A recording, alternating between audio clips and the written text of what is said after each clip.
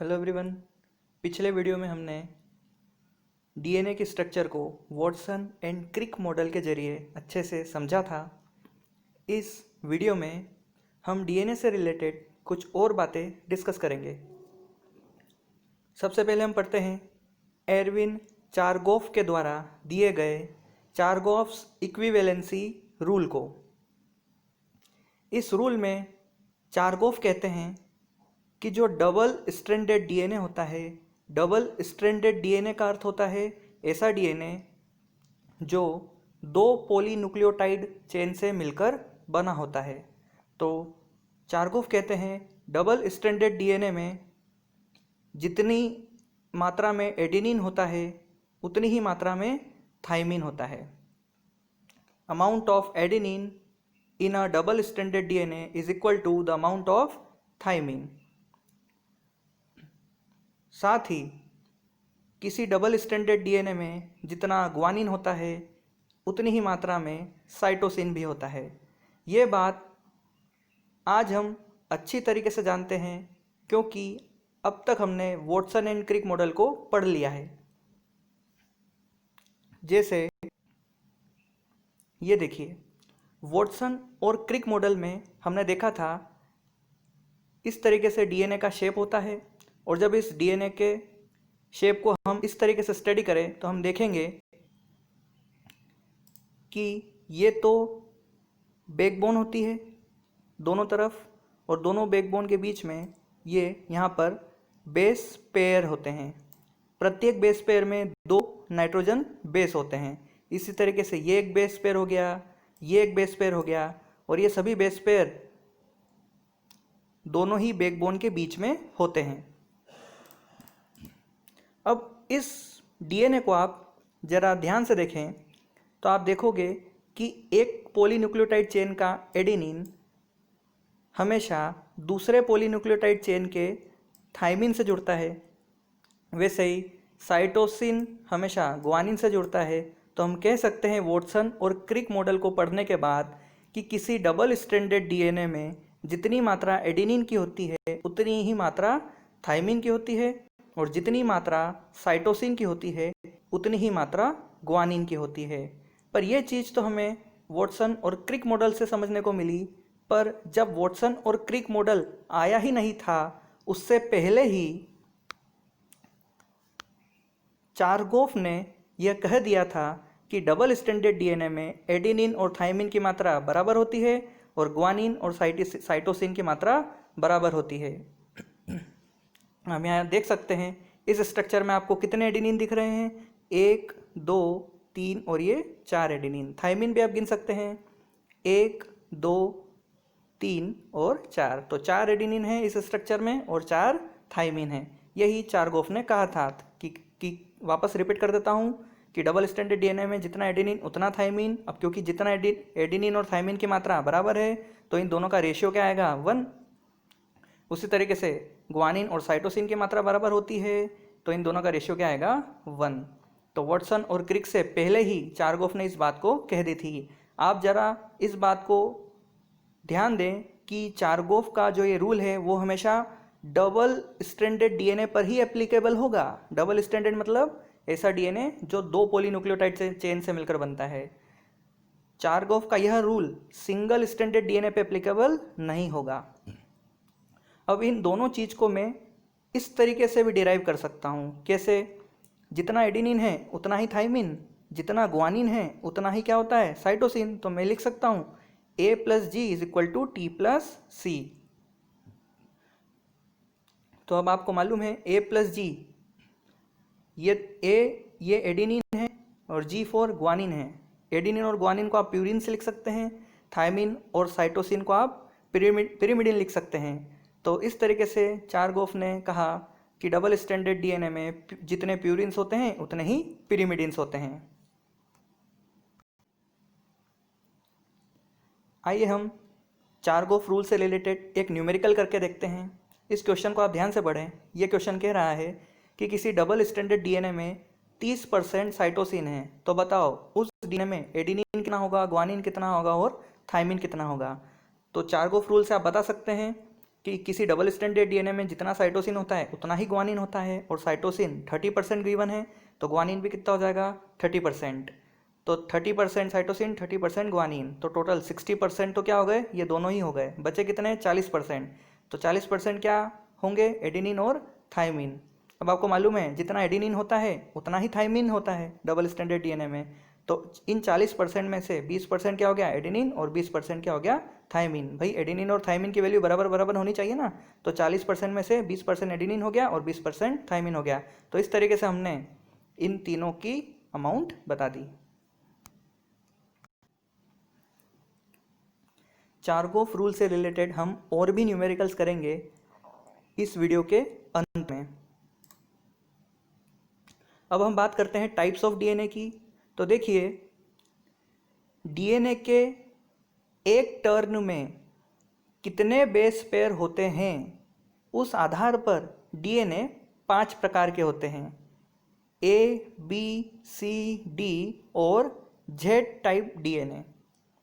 इस चीज़ को मैं आपको एक डायग्राम से वापस से समझाता हूँ।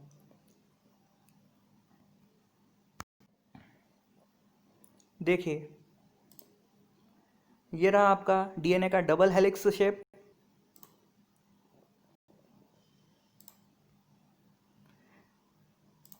ये रहा आपका डीएनए का डबल हेलिक्स शेप। इस शेप को मैं खोल दूं तो कुछ इस तरीके से दिखाई देगा। ये नीले कलर की क्या है, डीएनए की बैकबोन है, जो शुगर और फॉस्फोडाइस्टर बॉन्ड से मिलकर बनती है। और इन दोनों बैकबोन के बीच में ये आपको क्या दिखाई दे रहा है, एक बेस पेयर। इसको हम कहेंगे एक बेस पेयर। और आपको मालूम है एक बेस पेयर में कितने नाइट्रोजन बेस दिखाई दे रहे हैं आपको, 2 नाइट्रोजन बेस। इस बेस पेयर में 2 नाइट्रोजन बेस कौन से हैं, एडेनिन और थायमिन।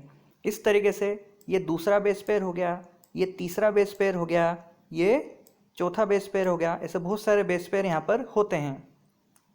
अब हम देखते हैं कि डीएनए अपने एक टर्न पर कितने बेस पेयर रखता है। तो देखिए यहाँ से लगाकर यहाँ तक की जो लेंथ होती है, इस लेंथ में डीएनए अपना एक टर्न पूरा कर रहा है। डीएनए 360 डिग्री एंगल घूम रहा है।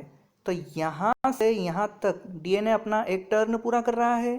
तो यहाँ से लगाकर यहाँ तक जो लेंथ होती है इसको हम कहते हैं हेलिक्स लेंथ।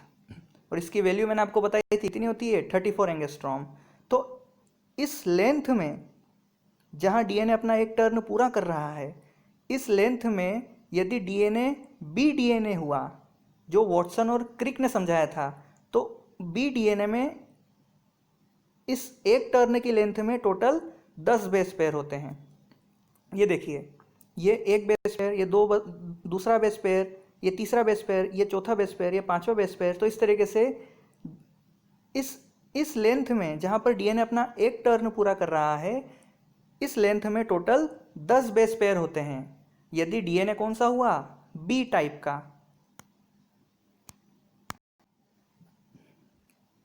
तो देखिए यदि डीएनए बी टाइप का हुआ तो पर टर्न पर कितने बेस पेयर होंगे, 10। और डीएनए ए टाइप का हुआ तो एक टर्न की लेंथ में टोटल 11 बेस पेयर होंगे। सी टाइप का हुआ तो 9.33, डी का हुआ तो 8 बेस पेयर पर टर्न। और यदि डीएनए जेड टाइप का हुआ तो एक टर्न की जो लेंथ है उसमें टोटल सबसे ज़्यादा यहाँ पर 12 बेस पेयर होते हैं। ठीक है। अब यदि हम बात करें, वॉटसन और क्रिक ने अपने मॉडल में जिस डीएनए को समझाया था वो डीएनए कौन सा था, बी टाइप डीएनए। ये आप याद रखना। ठीक है। अब कोइलिंग की यदि बात करें तो यदि डीएनए क्लॉकवाइज घूम रहा है तो ऐसे डीएनए को बोलते हैं right handed DNA. DNA A B C और डी चारों ही राइट हैंडेड डीएनए होते हैं। जेड डीएनए अकेला ऐसा डीएनए होता है जो लेफ्ट हैंडेड डीएनए होता है, मतलब ये एंटी क्लॉकवाइज घूमता है। तो क्योंकि ये इन चारों से अलग है, एक तो इसके पर टर्न पे सबसे ज़्यादा बेस पेयर होते हैं, साथ में ये लेफ्ट हैंडेड होता है। तो एग्जाम पॉइंट ऑफ व्यू से इस चीज़ को आप अच्छे से याद कर लेना। वॉटसन और क्रिक ने बी टाइप डीएनए को समझाया था और रिच नाम के साइंटिस्ट ने जेड टाइप डीएनए को समझाया था। तो इस तरीके से हमने पर टर्न पर कितने नंबर बेस पेयर होते हैं उस आधार पे 5 प्रकार के डीएनए यहाँ पर स्टडी कर ली। आइए अब हम पैलिंड्रोम को समझते हैं। देखिए ये पैलिंड्रोम क्या होता है। सपोज मैंने यहाँ पर एक डीएनए रख दिया, ये डीएनए की दोनों क्या हो गई, पॉलीन्यूक्लियोटाइड चेन। एक की पोलैरिटी 3'-5' है तो दूसरे की पोलैरिटी 5'-3' है। अब मैंने क्या करा, डीएनए का एक छोटा सा टुकड़ा यहाँ पर मार्क कर रखा है।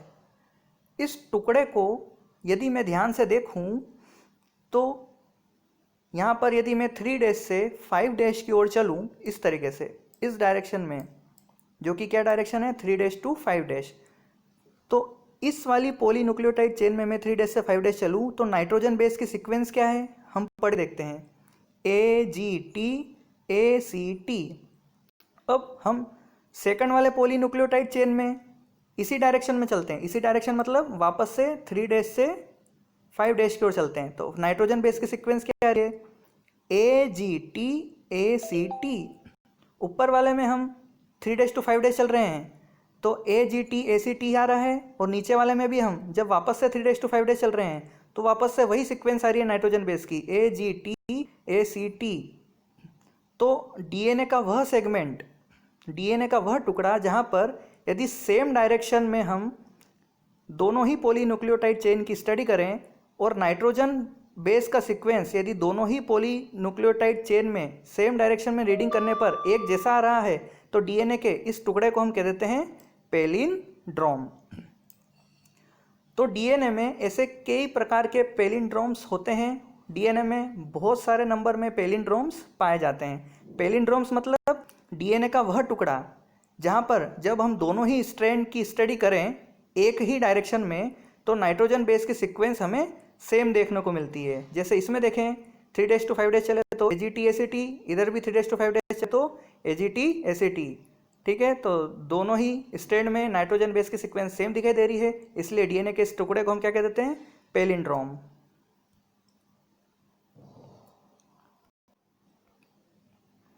अब हम पढ़ते हैं डीनेचुरेशन और रीनेचुरेशन ऑफ डीएनए क्या होता है। देखिए एक नॉर्मल डीएनए में क्या होता है, एक नॉर्मल डबल स्टैंडर्ड डीएनए में क्या होता है, दो पॉलीन्यूक्लियोटाइड चेन होती है और दोनों ही एक दूसरे से हाइड्रोजन बॉन्ड की मदद से जुड़ी हुई होती है। अब मैंने क्या करा, एक नॉर्मल डबल स्टैंडर्ड डीएनए को 80 से 90 डिग्री सेल्सियस के टेम्परेचर पे रख दिया। इस हाई टेम्परेचर पे क्या हुआ, दोनों ही पॉलीन्यूक्लियोटाइड चेन के हाइड्रोजन बॉन्ड टूट गए, और हाइड्रोजन बॉन्ड टूट गए तो दोनों ही पॉलीन्यूक्लियोटाइड चेन अब अलग अलग हो गई। तो अब जो डीएनए, तो इस तरीके से इस घटना को हम कह देते हैं डीएनए नेचुरेशन। तो डीएनए नेचुरेशन क्या हो गया, जब हम एक नॉर्मल डबल स्टैंडर्ड डीएनए को 80 से 90 डिग्री सेल्सियस पर रख देते हैं तो उसकी दोनों पॉलीन्यूक्लियोटाइड चेन के बीच के हाइड्रोजन बॉन्ड टूट जाते हैं और दोनों पॉलीन्यूक्लियोटाइड चेन एक दूसरे से अलग अलग हो जाती है, और इस प्रकार के डीएनए को हम कह देते हैं डीनेचर्ड डीएनए, और इस घटना को कह देते हैं डीएनए डीनेचुरेशन। अब हमने क्या करा, उस डीनेचर्ड डीएनए मॉलिक्यूल को वापस से नॉर्मल टेम्परेचर पर रख दिया, तो हम देखते हैं कि दोनों ही पॉलीन्यूक्लियोटाइड चेन वापस से एक दूसरे के बीच हाइड्रोजन बॉन्ड बना लेती है और वापस से नॉर्मल डीएनए बन जाता है। इस घटना को कह देते हैं रीनेचुरेशन ऑफ डीएनए। देखिए एक चीज यहाँ आती है हाइपरक्रोमेटिक इफेक्ट। ये क्या होता है, देखिए एक नॉर्मल डीएनए जो होता है वह अल्ट्रावायलेट रेडिएशन को एब्जॉर्ब करता है, पर यदि मैं उस नॉर्मल डीएनए को डीनेचर्ड डीएनए मॉलिक्यूल बना दूं, मतलब उसकी दोनों पॉलीन्यूक्लियोटाइड चेन को तोड़ दूं, मतलब उनके बीच का हाइड्रोजन बॉन्ड को मैं तोड़ दूं, तो denatured DNA molecule normal DNA के कंपैरिजन ज़्यादा अल्ट्रावायलेट रेडिएशन को एब्जॉर्ब करता है। इसी घटना को हम कहते हैं हाइपरक्रोमेटिक इफेक्ट। आइए अब हम बात करते हैं बेस रेशियो की। बेस रेशियो होता क्या है, देखिए एडेनिन प्लस थायमिन को मैं ग्वानिन प्लस साइटोसिन से डिवाइड कर दूं तो इस पूरी चीज को हम कह देते हैं बेस रेशियो।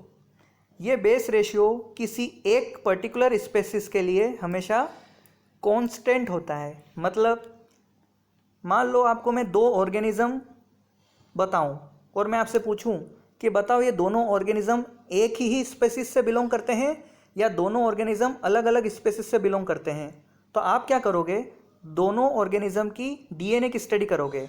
डीएनए की स्टडी करके आप इस तरीके से बेस रेशियो निकालोगे।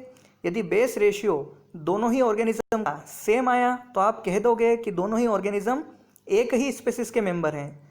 और यदि बेस रेशियो दोनों ही ऑर्गेनिज्म का अलग अलग आया तो आप कह दोगे कि दोनों ही ऑर्गेनिज्म अलग अलग स्पेसिस से बिलोंग करते हैं। तो इस तरीके से बेस रेशियो A+T/G+C कांस्टेंट होता है फॉर अ गिवन स्पेसिस। इसी चीज़ को आप कह सकते हैं कि बेस रेशियो क्या होता है, स्पेसिस स्पेसिफिक। अब मान लो किसी डीएनए में A+T की वैल्यू G+C की वैल्यू से ज़्यादा आई, तो ऐसे डीएनए को आप कह सकते हैं AT टाइप डीएनए। यदि डीएनए में A+T की मात्रा G+C से ज़्यादा होगी तो बेस रेशियो की वैल्यू हमेशा 1 से ज़्यादा आएगी। आप देख सकते हैं A+T ज़्यादा है, G+C कम है, तो ज़्यादा आएगा। ऐसा होता है यूकैरियोटिक डीएनए के केस में।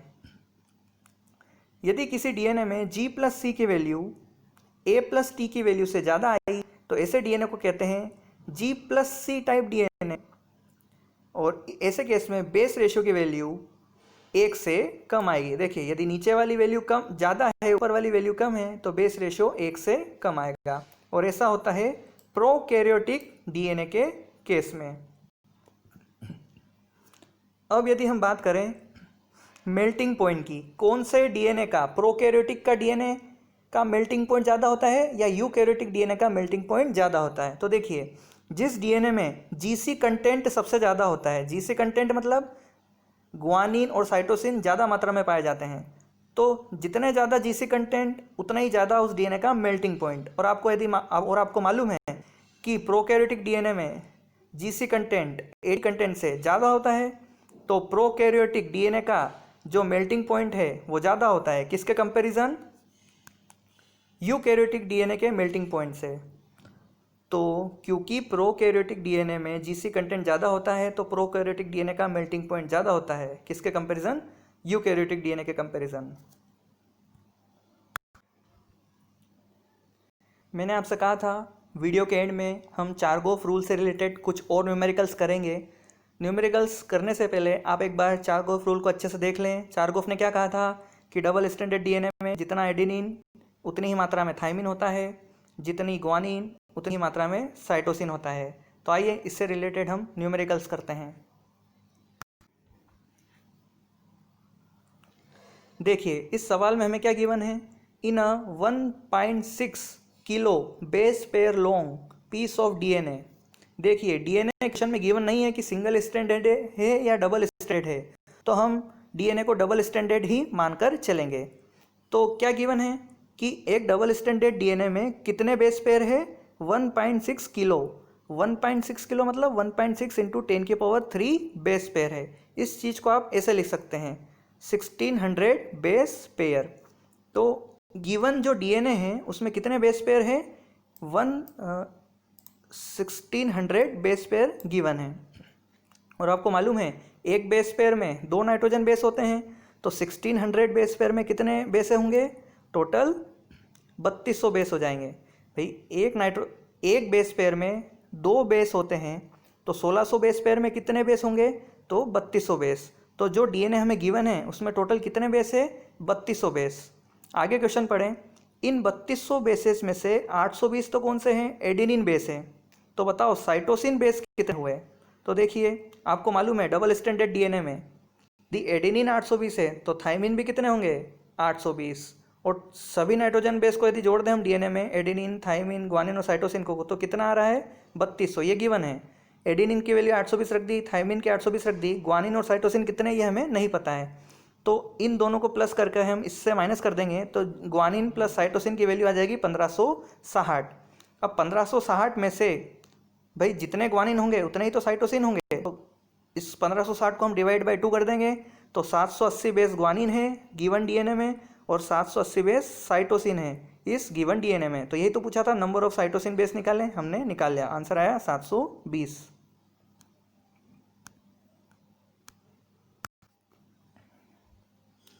अगले एग्जाम्पल को देखें। Suppose the ratio of a plus G upon T plus C is 0.8 on one strand of DNA. मान लो डीएनए में कितने स्ट्रैंड होते हैं, आपको मालूम है 2 स्ट्रैंड होते हैं। इस वाले स्ट्रैंड में मैंने कितने एडिनिन है वो गिन लिया, कितने ग्वानिन है वो गिन लिया, कितने थाइमिन है वो गिन लिया और कितने साइटोसिन है वो गिन लिया, और एडिनिन प्लस ग्वानिन को डिवाइड कर दिया थाइमिन प्लस साइटोसिन से, तो ये वैल्यू आई 0.8। ये क्वेश्चन में आपको गिवन है। इसने अब क्वेश्चन में सवाल क्या पूछ रहा है वो, कि इसी रेशियो को, मतलब यही रेशियो आपको निकालना है किस में, इस वाले स्ट्रैंड में, कि इस वाले स्ट्रैंड में ये रेशियो कितना आएगा। तो देखिए ये हम कैसे निकालेंगे, आपको मालूम है जितने एडिनिन इस स्ट्रैंड में होंगे उतने थाइमिन इस स्ट्रैंड में होंगे। तो यहाँ एडिनिन की जगह मैं यहाँ थाइमिन लिख दूँ, ग्वानिन की जगह यहाँ साइटोसिन लिख दूँ। भाई जितने ग्वानिन यहाँ रहेंगे उतने ही साइटोसिन यहाँ रहेंगे। तो a प्लस जी, तो एडिनिन की जगह यहाँ पर मैंने थाइमिन लिख दिया, ग्वानिन की जगह मैंने यहाँ साइटोसिन लिख दिया। वैसे ही थाइमिन की जगह यहाँ मैंने एडिनिन लिख दिया, साइटोसिन की जगह यहाँ पर मैंने ग्वानिन लिख दिया। तो ये रेशियो इस वाले स्ट्रैंड में क्या आएगा, 0.8। कैसे आया, देखिए एडिनिन फर्स्ट स्ट्रैंड में जितना, थाइमिन इस स्ट्रैंड में उतना, जी फर्स्ट स्ट्रैंड में जितना, सी सेकंड स्ट्रैंड में भी उतना ही। इस तरीके से यहाँ नीचे भी, तो जो ये रेशियो है वही तो ये रेशियो होगा। पर हमें ये रेशियो नहीं निकालना था अपोजिट स्ट्रैंड में, हमें अपोजिट स्ट्रैंड में क्या निकालना था, ये रेशियो निकालना था। तो इसको हम उल्टा कर देंगे, इसको उल्टा कर देंगे तो ये रेशियो कितनी आ जाएगी अपोजिट स्ट्रैंड में, 1/0.8। तो ये रेशियो पहले वाले स्ट्रैंड में 0.8 गिवन थी, अपोजिट स्ट्रैंड में इसी रेशियो को निकालना था, तो वह क्या आ गया 1/0.8। ये हमारा क्या हो गया, आंसर हो गया।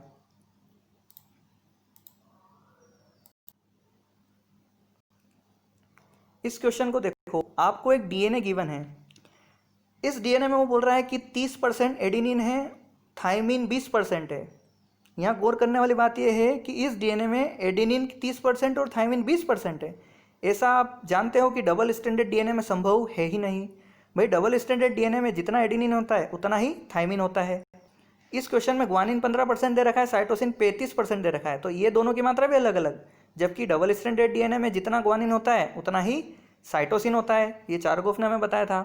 तो इससे आप क्या कंक्लूजन निकालते हो, ये सवाल है। तो भाई इससे हम ये कंक्लूजन निकालते हैं कि डीएनए डबल स्टैंडर्ड नहीं है। जो क्वेश्चन में जो सैंपल है डीएनए का, उस सैंपल में जो डीएनए है वो डीएनए डबल स्टैंडर्ड नहीं है। वह डीएनए कैसा है, वह डीएनए है सिंगल स्टैंडर्ड।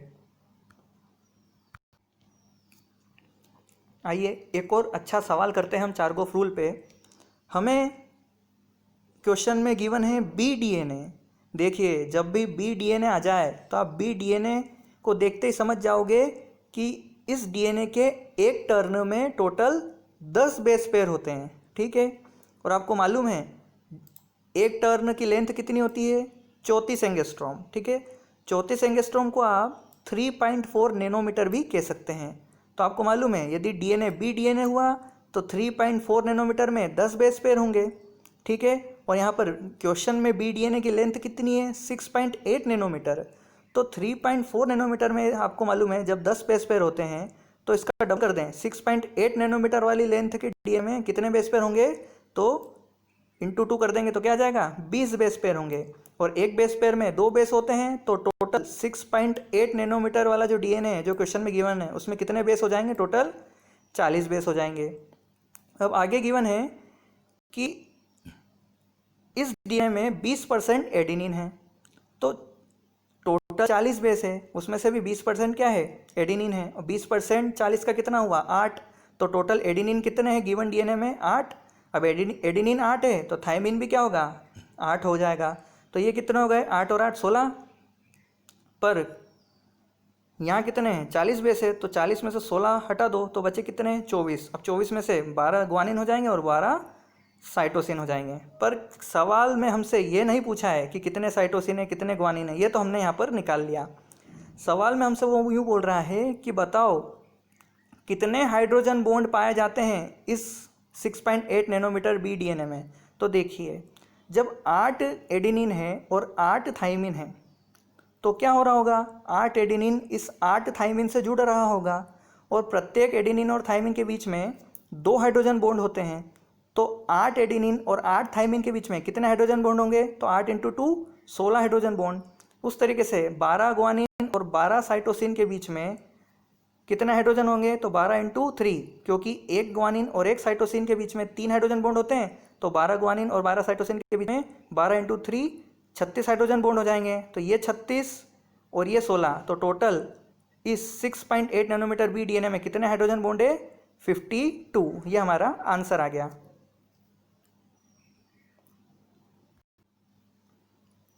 तो इस तरीके से हमने चारगॉफ रूल से रिलेटेड अच्छे सवाल किए और इस तरीके से हमारा डीएनए का पार्ट 2 समाप्त हुआ।